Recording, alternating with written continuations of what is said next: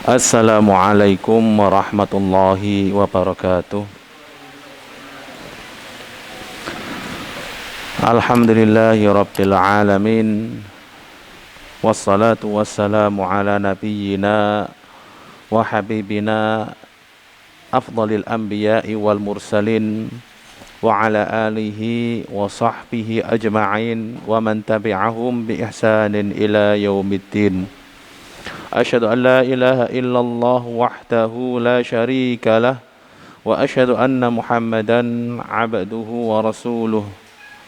Allahumma 'allimna bima yanfa'una wanfa'na bima 'allamtana wa zidna 'ilma innaka antal alimul hakim. Alhamdulillah wa syukrulillah. Para hadirin, adik-adik yang dimuliakan oleh Allah Subhanahu wa taala. Dalam kesempatan sore hari ini kita akan mengkaji satu masalah yang sangat penting, yang mana masalah tersebut adalah pakaian, baju, dan perhiasan bagi setiap muslim. Apa itu pakaian dan baju serta perhiasan seorang muslim? Baju, pakaian, dan perhiasan seorang muslim adalah al-akhlaqul karimah, akhlak yang mulia.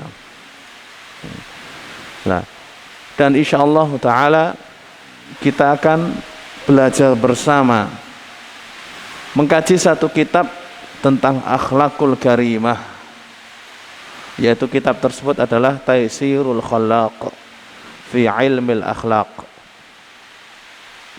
kemudahan dari Al-Khallaq, Zat Maha Pencipta, yaitu Allah Subhanahu wa taala, dalam ilmu akhlak.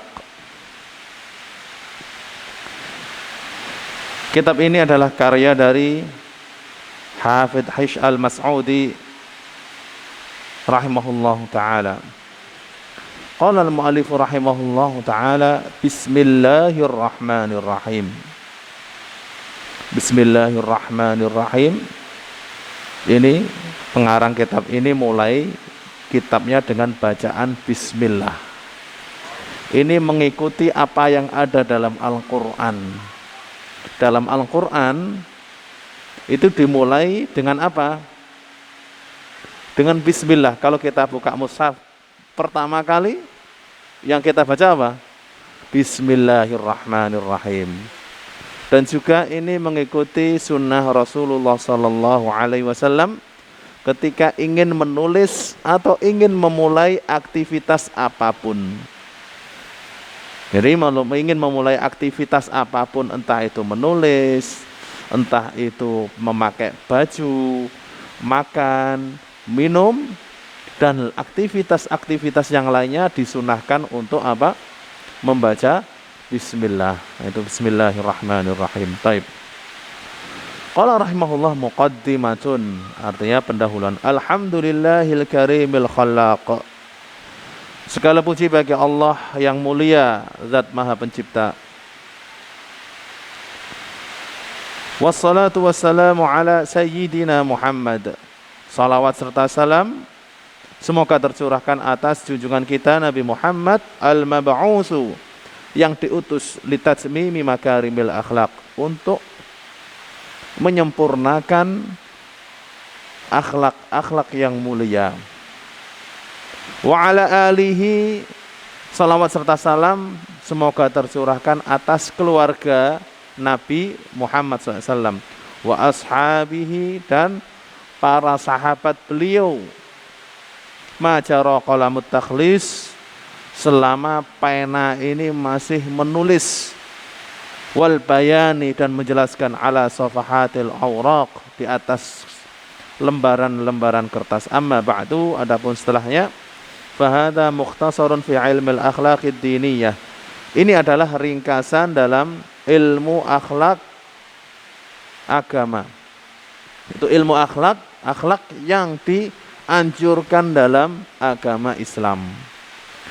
Wada'tuhu litullabis sanatil ula al-azhariyah wa sammaituhu Taisirul Khallaq fi ilmil akhlaq. Aku mengarang kitab ini untuk santri-santri angkatan pertama. Dan aku memberi nama Taisirul Khalaq fi Ilmil Akhlaq. Faqultu wabillahil ismah. Aku pun memulai mengatakan semoga dengan memohon perlindungan dari Allah, penjagaan dari Allah, wa biyadihi itmamun ni'mah, yang mana di tangannya penyempurnaan nikmat. Ilmu akhlak. Ilmu akhlak. Akhlak itu apa? Akhlak itu ibaratun an qawaida yu'rafu biha salahul qalbi wa sairul hawas. Akhlak itu atau ilmu akhlak itu adalah kaedah-kaedah yang mana dengan kaedah tersebut kita mengetahui baiknya hati dan baiknya anggota badan. Karena apa? Karena akhlak itu menata hati kita dan menata anggota badan kita. Ya. Wa mawdu'uhu al-akhlaqu min haitsu tahalli bi mahasiniha. Pembahasan ilmu akhlak yaitu sifat-sifat yang harus dimiliki, sifat-sifat baik yang harus dimiliki, wa takhalli an qaba'ihha, dan sifat-sifat buruk yang harus ditinggalkan. Jadi akhlak itu apa? Yaitu sifat-sifat baik yang harus dimiliki dan sifat-sifat buruk yang harus ditinggalkan.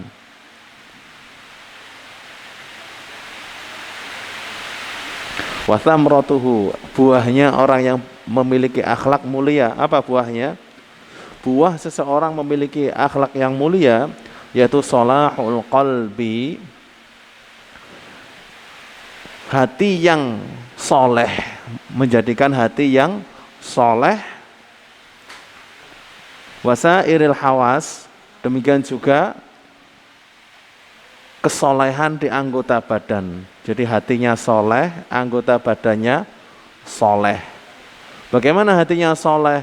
Hatinya soleh itu dalam hatinya memiliki sifat ikhlas, sifat tawadhu', sifat qanaah, sifat sabar, sifat syukur, dan sifat-sifat mulia yang lainnya.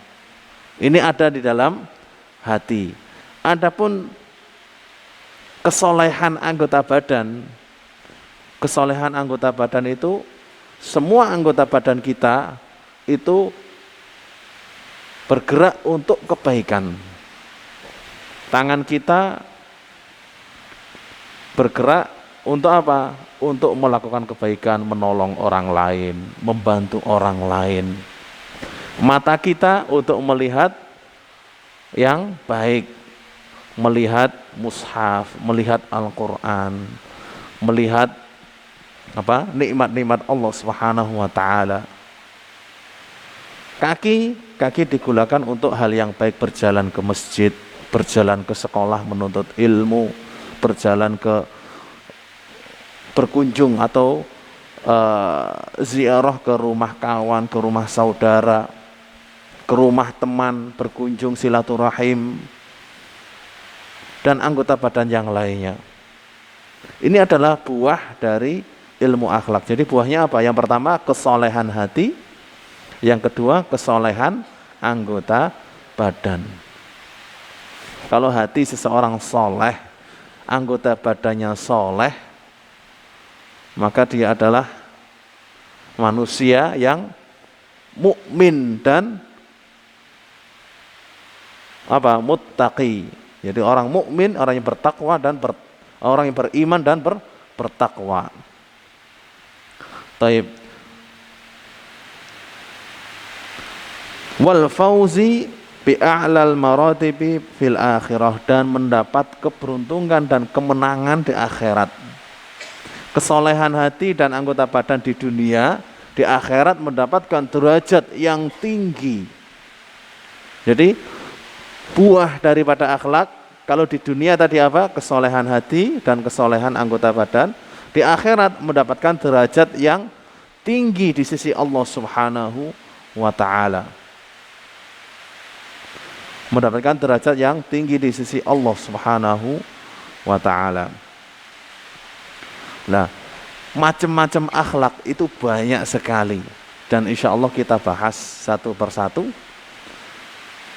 Kalau di majelis ini kita tidak bisa menyelesaikan semuanya, kita berharap bisa menyelesaikan di majelis-majelis yang lainnya. Akhlak yang pertama yang harus dimiliki oleh seorang santri, oleh anak yang belajar, oleh siapapun yang menuntut ilmu.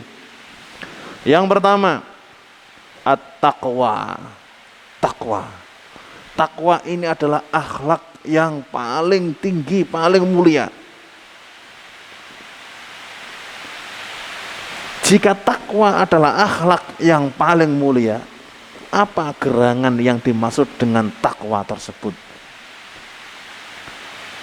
Takwa adalah imtithalu awamirillahi azza wa jalla, melakukan perintah-perintah Allah, wastinabu nawahihi sirran wa alaniyah, dan menjauhi larangan-larangannya baik ketika sunyi maupun ketika ramai.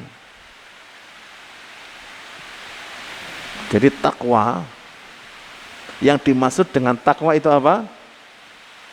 Menjalankan semua perintah-perintah Allah dan menjauhi semua larangan-larangannya, baik ketika sunyi enggak ada orang, sendirian ketika sunyi, atau ala niyatan ketika ramai banyak orang, banyak kawan. Jadi takwa itu enggak cuma ketika ramai di masjid saja. Tidak, takwa itu di kamar sendirian bertakwa, di dalam masjid bertakwa, di dalam pasar bertakwa, di sekolah bertakwa, di jalan bertakwa, di semua tempat. Nah, untuk mendapatkan sifat takwa tersebut bagaimana? Kan semua orang berharap menjadi orang yang bertakwa.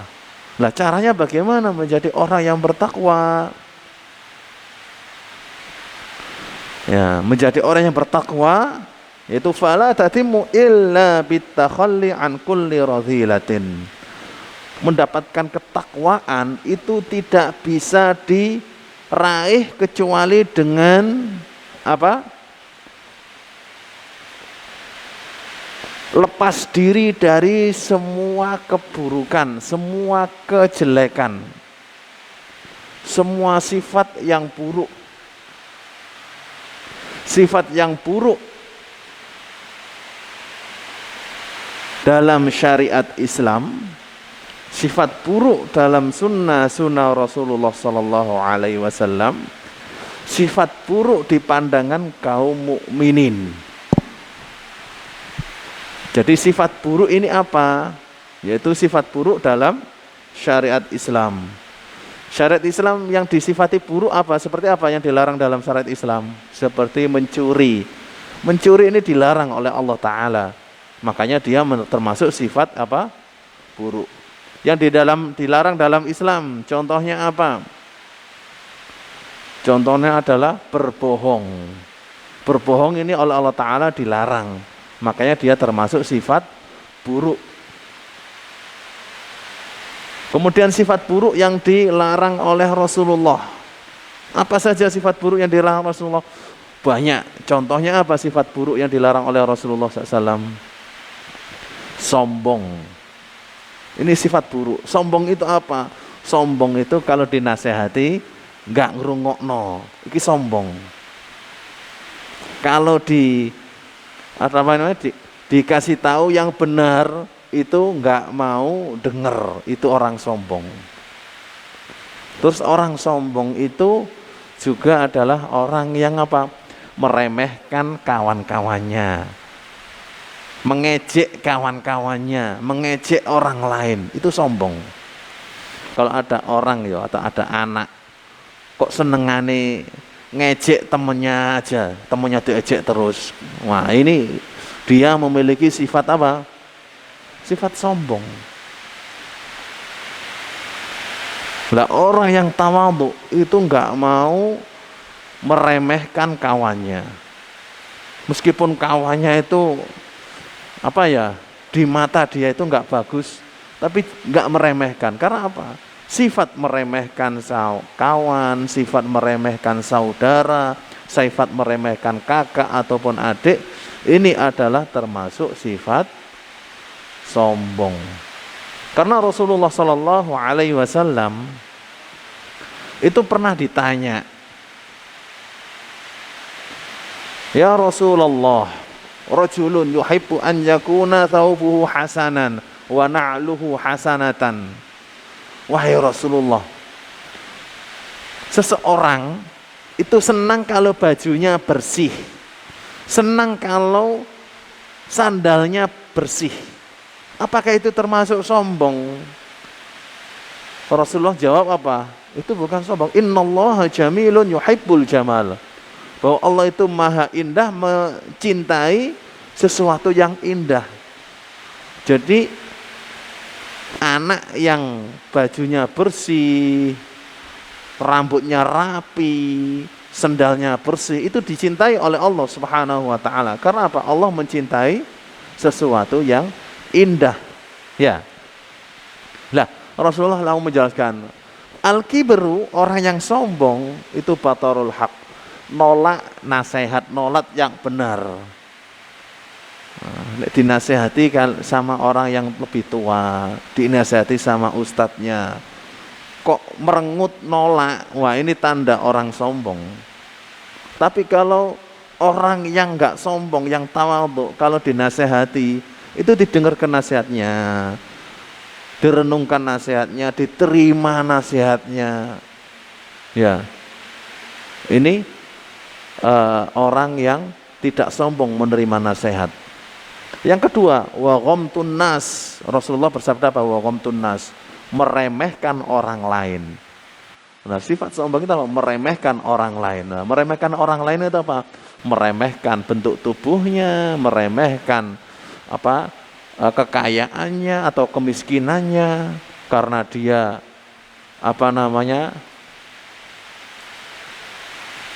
warna kulitnya hitam diremehkan. Nah, ini meremehkan atau menghina orang lain. Ini termasuk sifat apa? Sombong.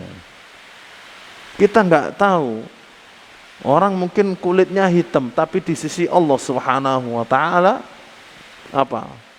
adalah wali Allah yang sangat dicintai oleh Allah Subhanahu wa taala.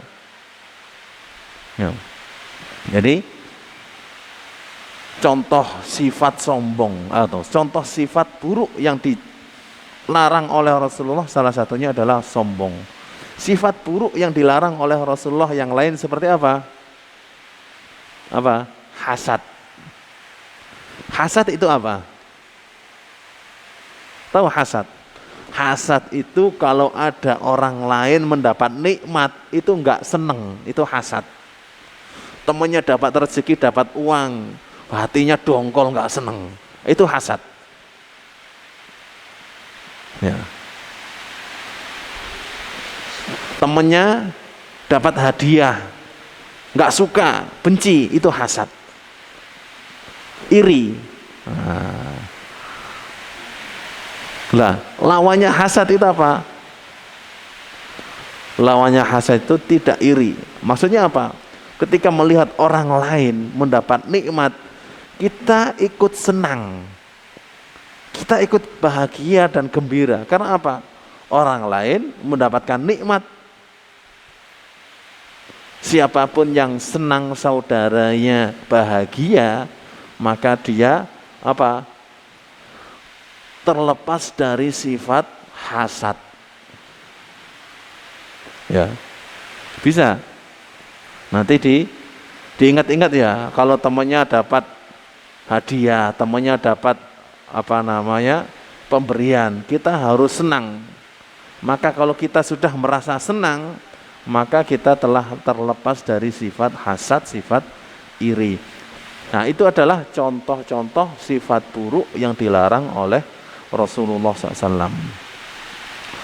Jadi takwa itu tidak bisa diraih kecuali dengan berlepas diri dari sifat yang buruk. Wat tahalli bikulli fadilatin, dan menghiasi diri dengan sifat yang utama. Sifat yang utama itu apa? Semua sifat yang kalau miliki kita dipuji orang. Akhlak, perbuatan, perilaku, kalau kita melakukannya orang lain itu memuji. Nah, itu apa? Sifat mulia.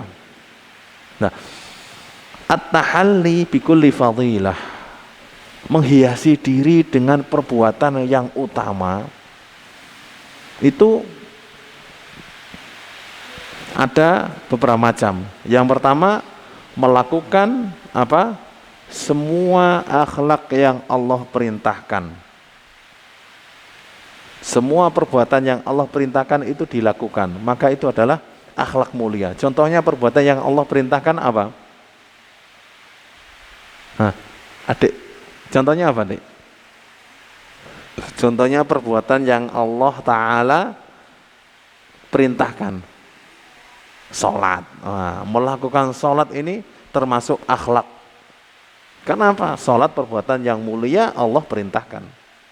Contoh lain apa? Apa, Mas? Sedekah. Wah, sedekah ini akhlak mulia. Akhlak mulia sedekah. Kenapa? Ini akhlak yang Allah Ta'ala, perbuatan yang Allah Ta'ala anjurkan. Jadi semua perbuatan yang Allah Ta'ala anjurkan, perintahkan, itu adalah akhlak mulia. Yang kedua, semua perbuatan yang Rasulullah SAW anjurkan dan perintahkan, itu adalah akhlak mulia. Contohnya apa? Perbuatan yang Rasulullah anjurkan. Apa? Yang keras ya? Zakat. Ya, zakat. Zakat ini termasuk yang dianjurkan, diperintahkan oleh Rasulullah SAW. Contoh dari akhlak yang dianjurkan oleh Rasulullah SAW.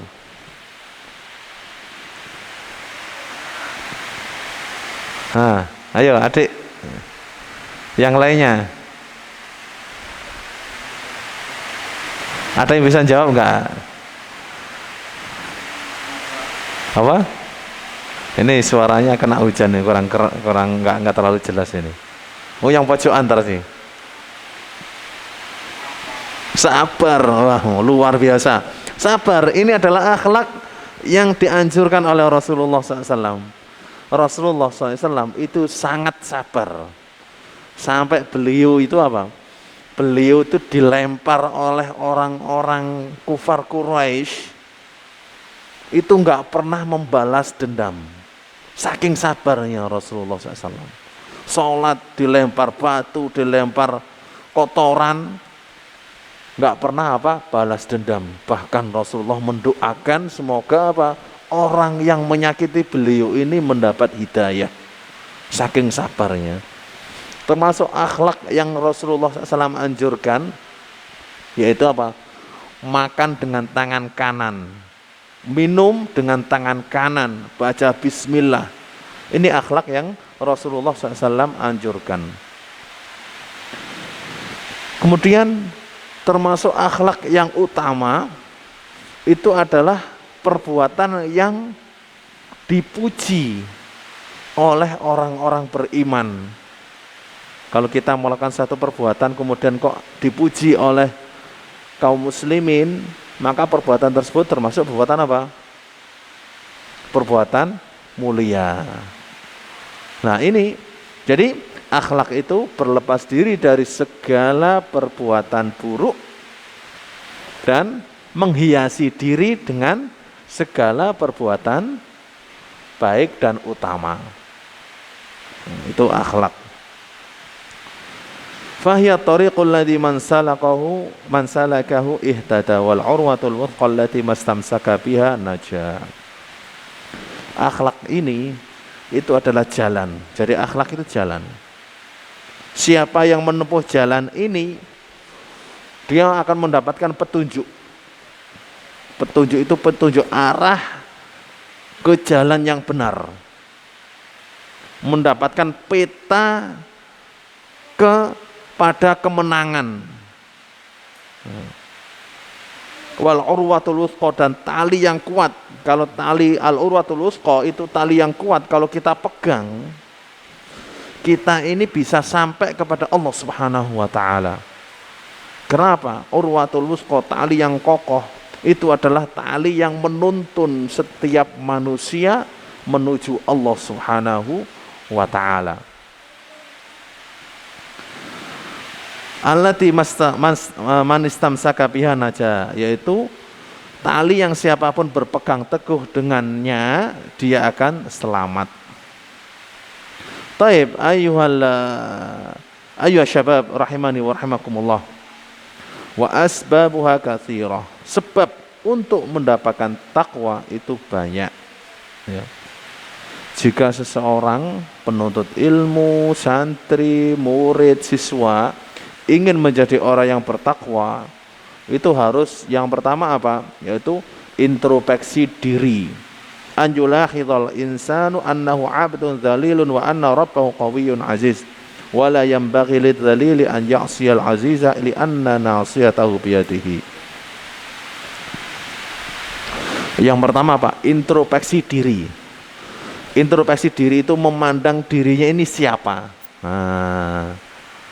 Adik-adik, selama ini kalian merasa sebagai apa yang kalian rasakan? Ini harus sebagai hamba siapa? Hamba Allah Subhanahu wa taala. Ini harus sadar bahwa engkau adalah hamba Allah Subhanahu wa taala. Ini introspeksi diri. Dan seorang hamba itu lemah,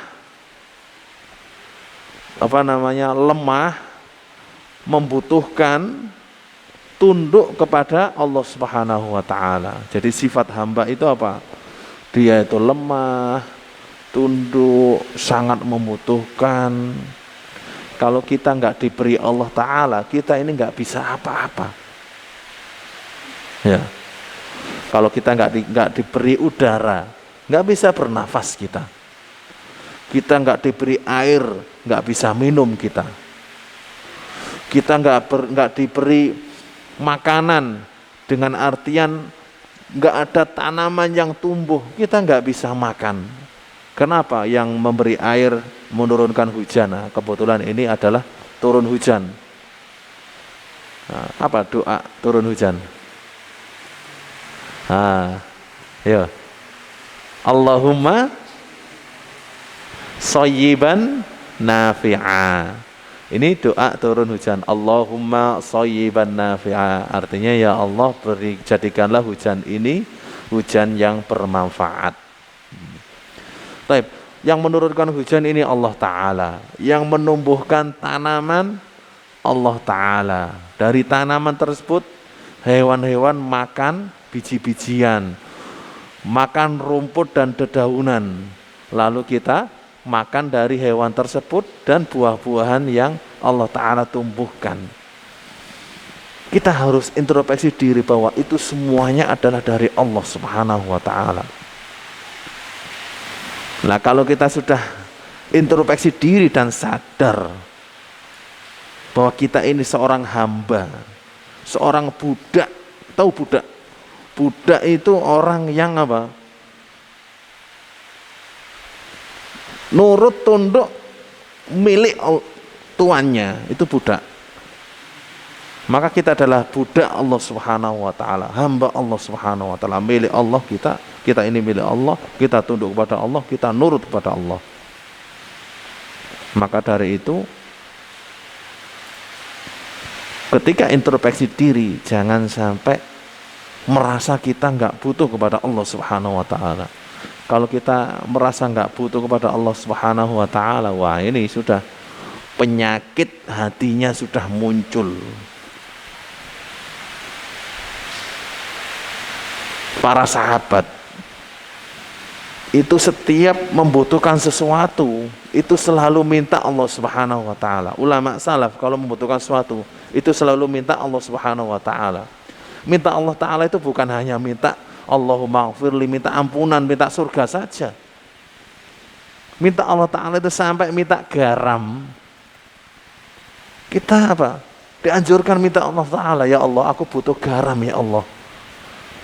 Butuh apa lagi? Butuh pulpen. Enggak ada pulpen jadi. Butuh pensil, pulpen.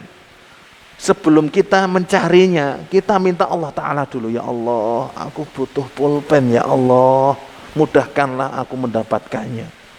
Aku butuh buku tulis ya Allah, mudahkanlah aku mendapatkannya. Kalau kita setiap membutuhkan sesuatu lalu minta sama Allah Ta'ala sebelum berusaha, maka itu adalah benar-benar perbuatan seorang hamba yang telah mengakui dirinya adalah hamba Allah Subhanahu wa Ta'ala. Kenapa? Seorang hamba itu mengakui bahwa dia butuh kepada Tuannya. Dan Tuhan kita siapa? Allah Subhanahu wa Ta'ala. Ya. Taib. Ayo syabab rahimani wa rahimakumullah. Nah, ketika seseorang sudah introspeksi diri, sudah mengenal siapa dirinya, maka dia akan apa? Menjadi orang yang bertakwa. Di antara sebab mendapatkan ketakwaan yang kedua yaitu an yatadzakkara ihsanallahi ilaihi. Sebab untuk mendapatkan ketakwaan yang kedua apa? Selalu ingat bahwa Allah selalu memberi nikmat kepada kita dalam segala kondisi. Wa man kana kadzalika la yanbaghi an yujhada ni'matuhu. Maka siapa yang kondisinya seperti itu tidaklah patut untuk diingkari nikmatnya. Maksudnya apa? Maksudnya sebab seseorang mendapatkan takwa itu dia selalu ingat akan nikmat-nikmat Allah Subhanahu wa Ta'ala. Nikmat Allah dari mulai ujung rambut sampai ujung kuku. Ini kalau kita hitung satu komputer enggak cukup untuk nyimpan data nikmat-nikmat Allah Ta'ala, itu enggak cukup. Buku tulis nyatet nikmat Allah Ta'ala itu enggak cukup. Dari mulai ujung rambut sampai ujung kuku kaki. Dan juga nikmat Allah Ta'ala sejak kita di dalam kandungan ibunda kita sampai kita lahir berumur sekarang, itu luar biasa nikmat Allah Subhanahu wa Ta'ala. Ini kalau kita hitung-hitung, wah, enggak ada yang bisa ngitung. Wa in ta'uddu ni'matallahi la tuhsuha. Jika kalian menghitung nikmat-nikmat Allah, kalian tidak akan bisa menghitungnya. Jadi untuk mendapatkan atau sebab mendapatkan takwa apa tadi? Selalu mengingat nikmat-nikmat Allah Subhanahu wa Ta'ala. Baik, adik-adik para hadirin yang dimuliakan oleh Allah Subhanahu wa Ta'ala. Baik, termasuk sebab untuk mendapatkan ketakwaan atau sifat takwa yaitu an yatadzakkarul mauta, mengingat mati, li anna man alima annahu sayamut wa annahu laisa amahu ilal jannah awin naru ba'athahu dzalika ilal a'malis sholihati hasbal istita'ah. Ingat meninggal dunia, ingat mati. Ada enggak manusia yang kekal hidupnya? Enggak ada. Enggak ada manusia yang hidupnya apa? Kekal. Manusia rata-rata umurnya berapa? 63 tahun. Seperti umurnya Nabi Muhammad SAW. Umur Nabi Muhammad itu berapa? 63 tahun. Maka umatnya pun rata-rata umurnya segitu. Nah, kalau umur kita 20 tahun, tinggal berapa?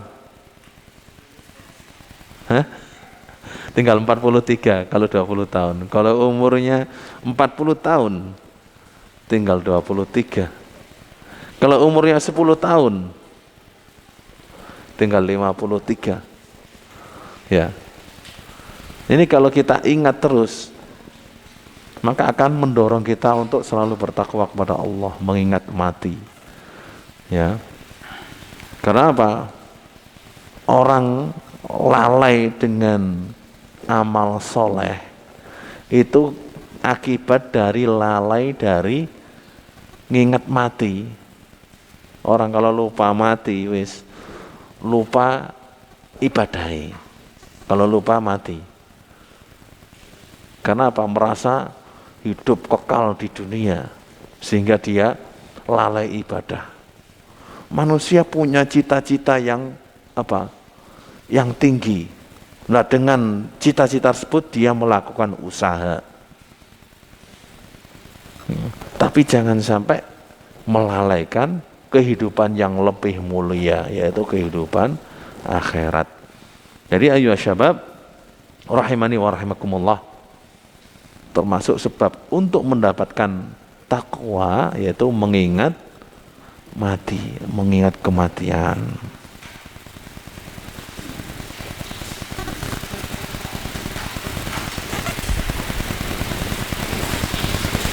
Baik. Nah, dengan mengingat kematian seseorang akan apa? Terdorong untuk beramal soleh. Wa minal a'malis solihah, termasuk amal-amal soleh. Musa'adatul muslimin, membantu kaum muslimin. Ini akhlak mulia, membantu saudaranya, membantu kawannya. Ya. Menolong saudaranya, menolong kawannya. Wan nadhar ilaihi bi'ainil atfi war rahmah, serta memperhatikan orang lain dengan perhatian yang penuh dengan kasih sayang. Khususan idza sabaqa minhum ihsanu ilayya, terkhusus orang yang pernah berbuat baik kepada kita. Ini amal soleh. Salah satunya amal soleh apa? Kita jangan melupakan orang yang pernah berbuat baik kepada kita. Siapa orang yang pernah berbuat baik kepada kita dari makhluk? Orang tua. Kalau nggak ada orang tua, wali kita, orang tua asuh kita yang telah apa? Memberikan apa? Memberikan bantuan, yang telah memudahkan kita. Jangan sampai dilupakan. Karena apa? Itu termasuk amal soleh. Mengingat selalu perbuatan baik, khususnya orang tua kita atau orang tua asuh kita. Itu termasuk amal soleh. Ya, karena apa? Orang tua asuh itu sama halnya dengan orang tua kita, yang harus kita hormati, yang harus kita muliakan, ya, yang harus kita berbuat baik kepadanya. Wa amma thamratuha fasa'adatud daraini, adapun buah daripada amal soleh adalah kebahagiaan di dunia dan di akhirat. Taib, ayo syabab rahimani wa rahimakumullah. Jadi ringkasnya yang kita bahas tadi, ya, mungkin yang nulis bisa dilihat lagi, yang tertinggal dicatat lagi. Ringkasnya, akhlak yang paling mulia adalah apa tadi? Bertakwa. Jadi akhlak itu derajat. Derajat akhlak yang paling tinggi adalah bertakwa. Nah, yang dimaksud dengan bertakwa apa?